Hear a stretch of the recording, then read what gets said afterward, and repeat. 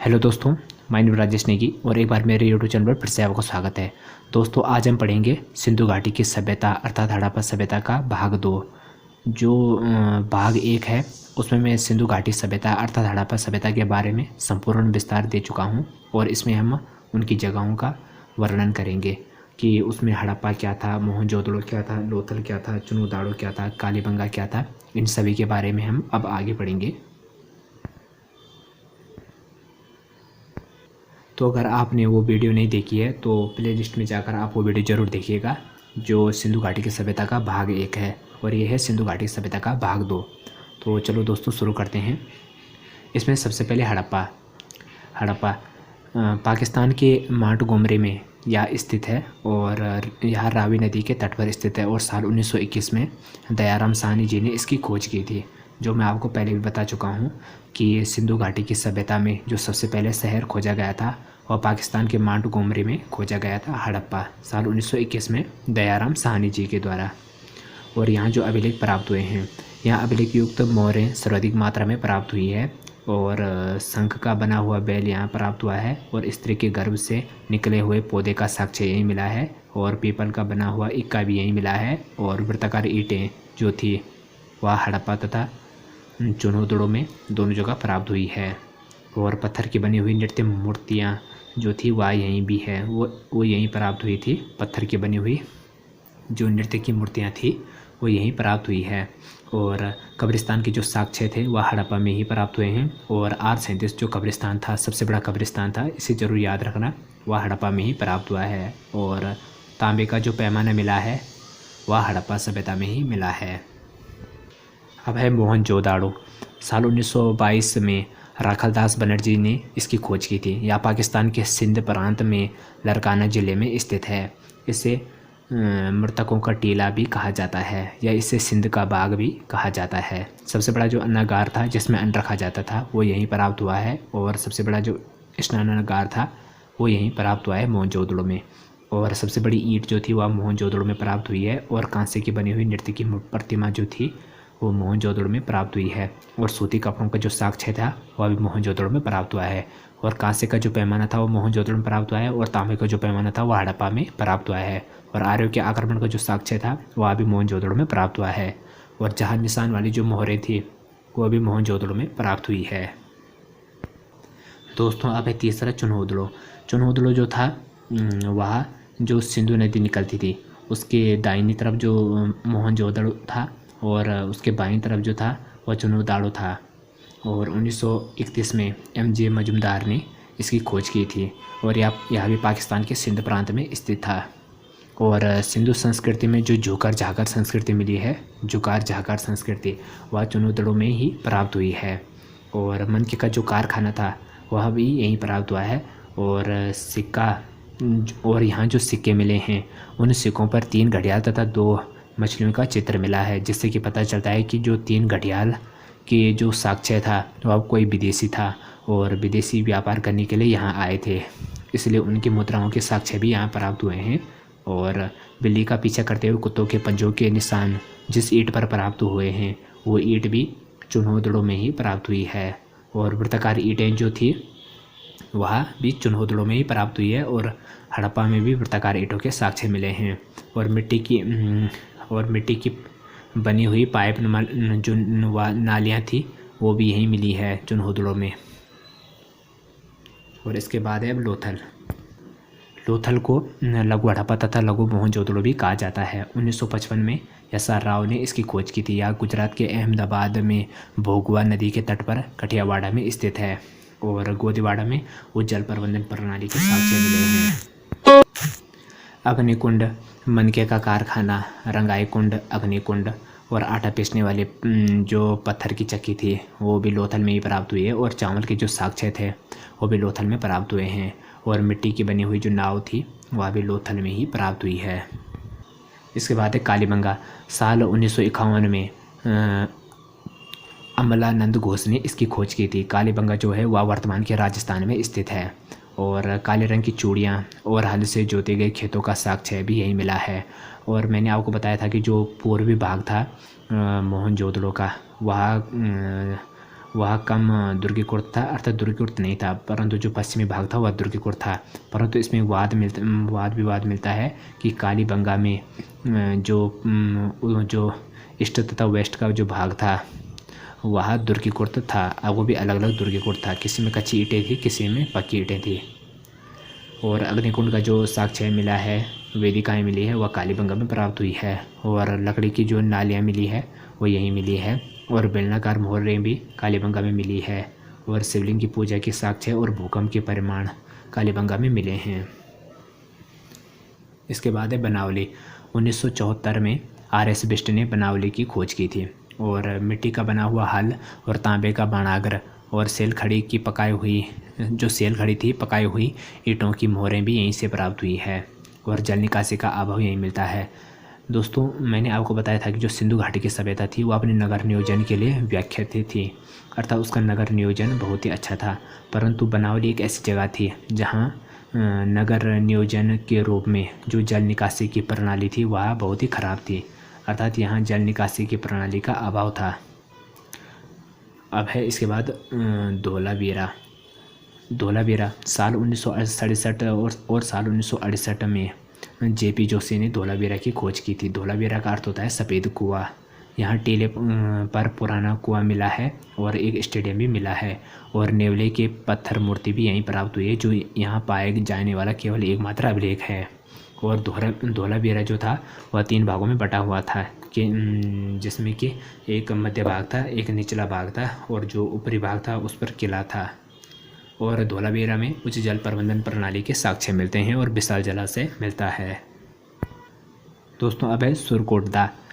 इसकी खोज गुजरात के कच्छ जिले में रहने वाले जगपति जोशी ने साल 1964 में की थी। और घोड़े की जो अस्थियां थी वह सुरकोटदा में प्राप्त हुई है। और एक विशेष प्रकार का कब्रिस्तान था, अर्थात कब्रगाह था, वह सुरकोटदा में प्राप्त हुआ है। और ऊँट के साक्ष्य भी यहीं प्राप्त हुए हैं।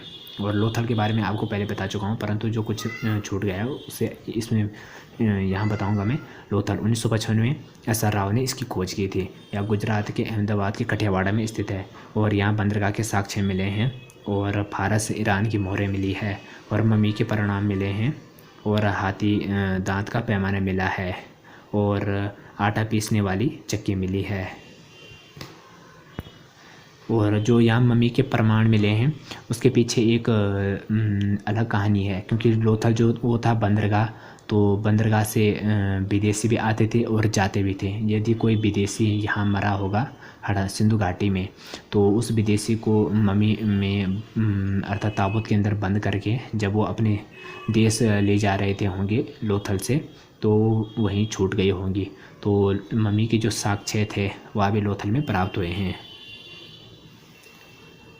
और कुएँ, कालीबंगा में अनेक घरों में अनेक कुएँ थे और लगभग 700 से अधिक कुएँ के अवशेष मिले हैं। परंतु दोस्तों, इसमें एक कन्फ्यूजन नहीं होना, क्योंकि लूसेंट में जो लूसेंट की बुक है तो उसमें बताया गया है कि जो सिंधु घाटी की सभ्यता में अधिकांश कुएँ अर्थात विकसित अवस्था में जो कुएँ मिले हैं वह मोहनजोदड़ो में मिले हैं। कालीबंगा में मिले तो हैं पर विकसित अवस्था में नहीं है। और जो सही सलामत अर्थात सुरक्षित अवस्था में थे वह मोहनजोदड़ो में सबसे अधिक मिले हैं। तो अगर आपको ऑप्शन में पूछा जाएगा कालीबंगा या मोहनजोदड़ो, तो मोहनजोदड़ो सही है। और ईंटें, हड़प्पा सभ्यता तथा मोहनजोदड़ो और अन्य प्रमुख नगरों में पक्की ईंटों का प्रयोग किया जाता था, परंतु जो कालीबंगा का रंगतुल्ला इलाका था वहाँ कच्ची ईंटें मिली है और पकाई गई ईंटों को टेराकोटा कहा जाता है। अब इनकी सामाजिक व्यवस्था, इनका जो समाज था वह मात्र सत्तात्मक समाज था, अर्थात यहाँ स्त्रियों को अधिक सुरक्षा आज़ादी थी, इसलिए यह मात्र सत्तात्मक समाज था, मातृ सत्तात्मक। और यहाँ समाज अनेक वर्गों में विभाजित था, पुरोहित, व्यापारी आदि। और हड़प्पा में जो शव थे उन्हें दफनाया जाता था और मोहनजोदड़ो में शवों को जलाया जाता था। और लोग तलवार से अपरिचित थे, अर्थात लोग लोहे के बारे में नहीं जानते थे। और वहाँ के लोग उस समय मांसाहारी तथा शाकाहारी थे और वह युद्ध प्रिय कम तथा शांति प्रिय ज़्यादा थे। अब है इनका धार्मिक जीवन। हड़प्पा सभ्यता के जो लोग थे वह पशुपतिनाथ अर्थात मातृ देवी और वृक्ष का प्रतीक, इन सभी की पूजा करते थे और पशु जल आदि की पूजा करते थे। हड़प्पा सभ्यता के जो लोग थे वह धरती की पूजा उर्वरा देवी के रूप में करते थे। और हड़प्पा सभ्यता में स्वामित्व अर्थात स्वास्तिक चक्र आदि के साक्ष्य मिले हैं। स्वास्तिक जो था वह चक्र सूर्य का प्रतीक था। अब देखते हैं इनके आर्थिक जीवन के बारे में। बहुत सारे लोग कहते हैं कि जो अलग अलग किताबों में बताया गया है कि हड़प्पा सभ्यता के लोग क्या थे। कोई कहता है कोई व्यापारी थे, कोई कहता है वो पशु का पालन करते थे, और कोई कहता है वो कृषि थे अर्थात कृषि करते थे। परंतु वर्तमान जो खोज प्राप्त हुई है उसमें पता चला है कि जो हड़प्पा सभ्यता के लोग थे वह मुख्य रूप से कृषि करते थे और पशुपालन करते थे। उनकी कृषि किस प्रकार की होती थी? वह नवंबर के महीने में बाढ़ आने वाले क्षेत्रों में बीज बो देते थे और अप्रैल में जौ और गेहूं जैसी फसल को काटते थे। और हड़प्पा सभ्यता के लोगों को केवल कुल 9 फसलों का ज्ञान था।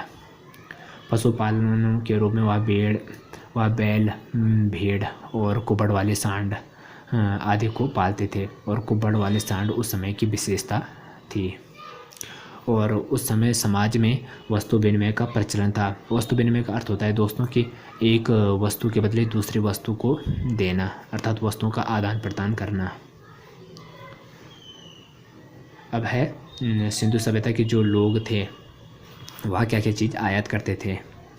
तांबा या खेतड़ी राजस्थान तथा बलूचिस्तान पाकिस्तान और ओमान से मंगाते थे। तांबा सिंधु घाटी सभ्यता के लोग। चांदी अफगानिस्तान ईरान से मंगाते थे। सोना कर्नाटक अफगानिस्तान ईरान से मंगाते थे। टीन अफगानिस्तान ईरान से मंगाते थे। गोमेद सौराष्ट्र से मंगाते थे। सीसा ईरान से मंगाते थे। अब है इनकी लिपि। हड़प्पा की जो लिपि थी वह भावचित्रात्मक लिपि थी अर्थात पिक्टोग्राफ की लिपि थी, और इसमें लगभग 64 मूल चिन्ह थे जिसमें कि 250 से 400 तक अक्षर थे। और हड़प्पा लिपि में जो हड़प्पा लिपि की खोज हुई थी वो 1853 में हुई थी, अर्थात 1853 में यह प्रकाशित हुई थी, परंतु इसे अभी तक पढ़ा नहीं गया है। और लेखन प्रणाली साधारण अक्षर सूचकांक थी। और सेनगौ लिपि मूल रूप से देसी, और जो सेनगौ लिपि थी वह मूल रूप से देसी लिपि थी और पश्चिम एशियाई लिपियों से इसका कोई लेना देना नहीं था। अब है हड़प्पा सभ्यता के समय जो नगर किन नदी के तटों पर थे। मोहनजोदड़ो जो था वह सिंधु नदी के तट पर था। रोपण जो था जो हरियाणा तथा पंजाब के बीच में है वह सतलज के तट पर था। और लोथल जो है भोगवा नदी के तट पर था। और आलमगीरपुर जो उत्तर प्रदेश में वह हिंडन नदी के तट पर था। चुन्हुदड़ो या पाकिस्तान में स्थित है और सिंधु नदी के बाईं तरफ या सिंधु नदी के तट पर था। और हड़प्पा रावी के तट पर था। कालीबंगा राजस्थान में था। घाघरा नदी के तट पर। सुतकांगेडोर पाकिस्तान में है बलूचिस्तान में। और या दासक नदी के तट पर था। रंगपुर जो है वह मादर नदी के तट पर था। बनवाली जो था वह सरस्वती नदी के तट पर था, परंतु सरस्वती नदी वर्तमान में विलुप्त हो चुकी है। अब हड़प्पा सभ्यता के निर्माता कौन कौन थे? डॉक्टर लक्ष्मण स्वरूप जी कहते हैं कि आर्य जो थे वह हड़प्पा सभ्यता के निर्माता थे। और गॉर्डन चाइल्ड कहते हैं कि सुमेरियन इस सभ्यता के निर्माता थे, अर्थात मेसोपोटामिया के जो लोग थे वो इस सभ्यता के निर्माता थे। और राखलदास बनर्जी कहते हैं कि द्रविड़ थे। और व्हीलर कहते हैं दस्यु थे जिन्होंने हड़प्पा सभ्यता का निर्माण किया। दोस्तों अब इसमें लास्ट टॉपिक है हड़प्पा सभ्यता का पतन किस प्रकार से हुआ। आर्यों का आक्रमण। मार्टिमर हीलर तथा गॉर्डन चाइल्ड जो 2 विदेशी इतिहासकार थे वो कहते हैं कि आर्यों का आक्रमण से हड़प्पा सभ्यता का पतन हुआ। और मोहनजोदड़ो में 38 नरकंकाल मिले हैं। इस साक्ष्य पर यह माना गया कि आर्यों के आक्रमण से यह सभ्यता समाप्त हुई। और दूसरा है परिस्थितिक विक्षोभ के कारण। फेयर सर्विस की एक बुक है the root of ancient India. इसमें बताया गया है कि जो सिंधु घाटी की सभ्यता का अंत हुआ वह परिस्थितिक विक्षोभ के कारण हुआ। और जलवायु परिवर्तन। ओरेन स्टाइल ने बताया था कि जलवायु परिवर्तन के कारण हड़प्पा सभ्यता विलुप्त हुई। और बाढ़। मेके लैम्ब्रिक और राइक्स डेल्स ने बताया था कि बाढ़ के कारण सिंधु घाटी की सभ्यता नष्ट हुई है। और बाढ़ मान्यता प्राप्त बात कही है इतिहासकारों ने कि बाढ़ से सिंधु घाटी की सभ्यता समाप्त हुई है। और मोहनजोदड़ो में 7 स्तर की जो बाढ़ आई थी उसमें इसके साक्ष्य मिलते हैं। और कालीबंगा में भूकंप के प्रमाण मिलते हैं। तो इस साक्ष्य पर भी कुछ इतिहासकारों ने बताया कि यह भूकंप के कारण इस सभ्यता का नष्ट हुआ है। दोस्तों वैसे तो मैं सिंधु घाटी सभ्यता के भाग 1 तथा भाग 2 में पूरा चैप्टर बता चुका हूँ, परंतु इसमें जो भी कुछ बच गया है उसे मैंने यहाँ पर नोट्स के रूप में लिखा है थोड़ा बहुत। हड़प्पा सभ्यता में मीठे के रूप में शहद खाया जाता था और कपास हड़प्पा सभ्यता के लोगों के द्वारा प्रारंभ किया गया था, अर्थात कपास की खोज हड़प्पा सभ्यता के लोगों ने की थी। और 4 पत्थर का उपयोग बाट बनाने के लिए किया जाता था और जो बाट की माप थी वह 16:64 इस प्रकार से थी और सबसे बड़ी माप थी वह 640 थी। और फायांस से बनी हुई जो कीमती वस्तुएं थी वह सबसे कीमती मानी जाती थी, अर्थात फायांस से जो वस्तुएं बनाई जाती थी वह सबसे कीमती थी। और नारी की अधिकांश मूर्तियां यहाँ प्राप्त हुई है। और लोथल में जो आटा पीसने की चक्की प्राप्त हुई है उसका जो उत्तल तल था उससे तरल पदार्थ पीसे जाते थे और अवतल भाग से कठोर पदार्थ पीसे जाते थे।